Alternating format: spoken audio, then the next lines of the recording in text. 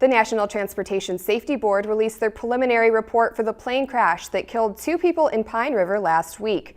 They say witnesses saw the plane was flying low and slow, and the crash site indicated the plane went into a nosedive shortly after takeoff. Our Scott Sheehan has more about the victims and what might have happened to cause the crash.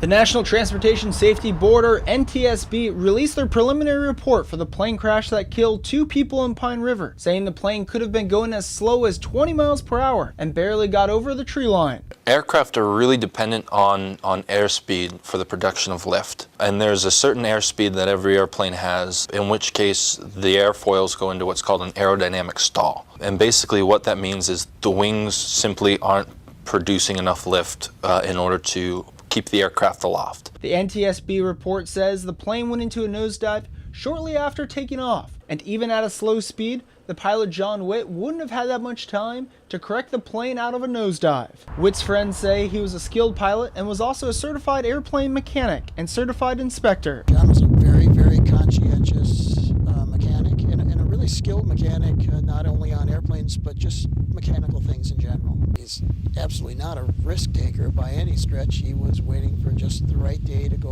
out and fly it again. Also on board the 1940 aircraft was 32-year-old Stacy Sundquist of Pine River, and her friend and co-worker will always remember her as a very caring individual, especially as a certified nursing assistant. She was just always caring for the people, just always seemed tender and attentive to these folks' needs. I was in the memory care unit, and it goes without saying those folks are high maintenance, and it takes a special person to be able to deal with that on a daily basis. And she was good at it. The NTSB report also says the wings were wobbling back and forth as the plane was taking off, and Witt banked the plane left shortly after crossing Highway 1, which is when it went into a nosedive before hitting the ground. Scott Sheehan, Lakeland News. The National Transportation Safety Board is still investigating the cause of the accident and says information in their preliminary report is subject to change. If you've enjoyed this segment of Lakeland News, please consider making a tax-deductible contribution to Lakeland Public Television.